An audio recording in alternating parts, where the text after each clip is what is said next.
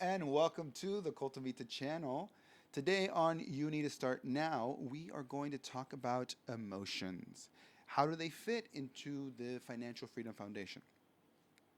Long story short, your emotions aren't good or bad. You're an emotional being. We're emotional beings. You just aren't going to be able to run away from them or get rid of them. So, that being said, what can you do with them? Emotions, the best thing to do with them is just try to understand them. And in doing that, you can accept them. And when you do that, you can then let them go. And ultimately, that allows you to embrace them. So accept, let go, and then embrace. And when you do it that way, it's going to then allow you to use it however you like, which means that it's good. It means it's going to be the motivation to get you to do something that maybe you wouldn't do otherwise. Ultimately, after that, you want to reflect on what you did and learn from it. And when we learn from it, it allows us to add it to our system and then be better for it. I think the best way to understand it is hearing a story so we can break it down for you. And I can't think of a better story than Matt. So with that, I'm going to pass it over to Matt. Matt, tell us about your first car. Thanks, Carlos. This is definitely a memorable story. I was 20 years old. I was in the Navy and just moved to Virginia Beach, and I needed a vehicle.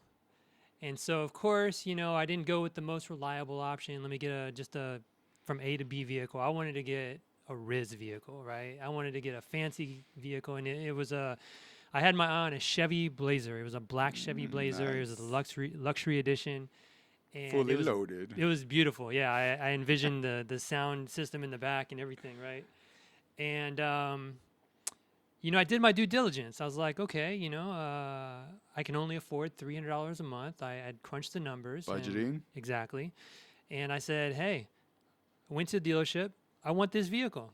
The guy was like, okay. So I was like, all right, this is great. I left Easy. super happy. I'm sure I signed all the extended warranties you could possibly sign. I don't even know. But what I do know is that it was an 18% loan Ouch. for 6 years, Carlos. 6 years. But it was at the 300 mark where you It wanted was it per month. right at the Right. $300 mark, So right where I he wanted it. did he did what you wanted him to do. He did exactly what I wanted him to do. And, in hindsight, in retrospect, it was great because this is a great learning lesson. This is something that I talk about today, and it is something that, I reflect on and say, hey, if given the chance, would I have done it differently? And the answer is no. I didn't know any better. You couldn't have. I did what I thought was right at the time. I said, I have $300 to spend. He fitted in my budget, and I left with the vehicle happy. Yeah. And it wasn't the best investment. In a depreciating asset, you don't want to have that type of interest rate over that length of time. But you do what you can. Yeah. And this story is great because buying a car is scary, especially if it's your first time. But that emotion of wanting to get, that specific car, that was exciting. Yeah. And that got you the confidence to go. Taking on $300 a month is a big deal for someone who's never had that. But you were excited. That emotion got you to it to do something that was really hard. And that's the thing about emotions. They cloud our judgment. And that's not good or bad. It just is. But more importantly, I think that they could be used for something that's super important, and that's doing something that's really hard. Because even though they cloud your judgment, they get you to do something very difficult, and that's more important, right? Because you're gonna fall on your face. But if you never went and figured it out, I you would have would. never grown. Exactly. So we need to get out there and try. And it's scary because you're going to fail because the first time you did it. So just know you're going to fail. But yeah, we still struggle with that. And so emotions can be very good once we, process them, let them go, and embrace them, to use them to get us to do these things that are difficult. And again, when you reflect, you learn, hey, I could have done it this way. I couldn't, and it gives you perspective. It shows you a bigger picture, and then you can apply that. And now, when you get a loan, you're looking at the percentile. You're looking at how long it is. You're looking at the real cost of that loan, The right? total cost, exactly. Exactly. And that's what we want. We want these type of examples in life. And you might be looking at the example as only bad, but in reality, there's lessons to be learned and things that only you could have learned that way.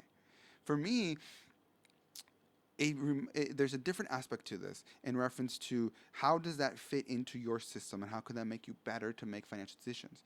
For me, it reminds me of a story in reference to when I needed shoes. I went to my mom and I was like, hey, Mom, I need shoes. And usually she would just buy me them. But this time she said, no, you go buy your own shoes. And I was Ouch. like, haha, very funny.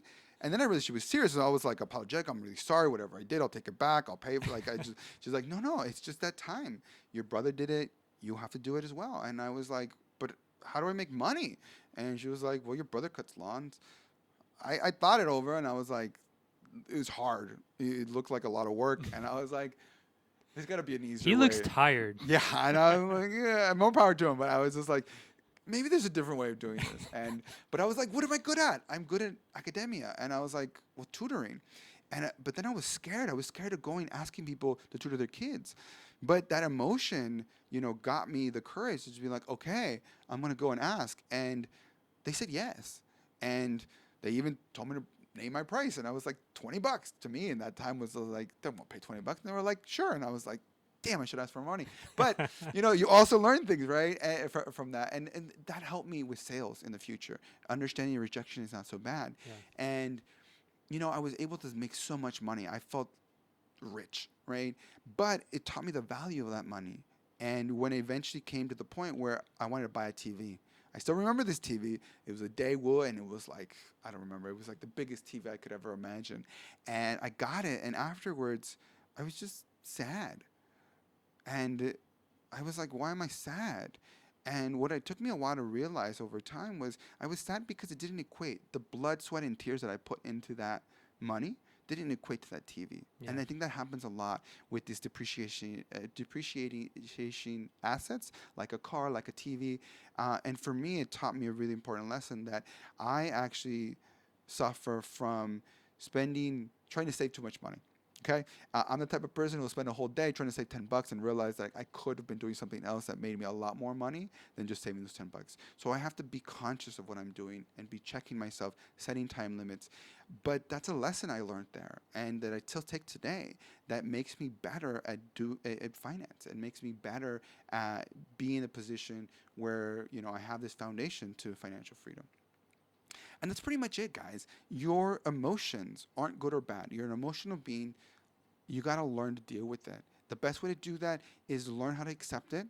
And the best way to do that usually is understanding, then let it go and use it by embracing it to do whatever you're struggling to do. If you do that, it'll get you to try, and you will fail. But with reflection and looking back, you're going to get perspective. And that's going to allow you to learn a very valuable lesson. And it's going to allow you to add it to your repertoire, to your system of who you are. And that is invaluable, because every single point moving forward, you're going to be better at making or saving money, or whatever the growth aspect is in reference to the Financial Freedom Foundation. And that's what we want. So don't run from emotions. Embrace them. They're good as long as you reflect and you learn from it, because they're going to get you to try. They're going to get you to do hard things, and we want that. That's the only way we learn. And if you want to be better, you need to learn. And that's it. Hopefully that video was helpful. And if you thought it was helpful, please like and follow. If you have comments, we're always open to that as well. You can comment below. And if you think this can help someone, please forward along. It's why we do it. We want to help people. If you want more information, check out my book, The Selfish Guide. I talk about reflection. I talk about developing a system to help you improve as well. And it's all very relevant in reference to this video. You can also check out the website, cultumvita.com, or all our other social media. We have varying content, and it's worth checking out in the different places that it's at. Until next time, please stay curious, open, and true to you. Thanks for watching.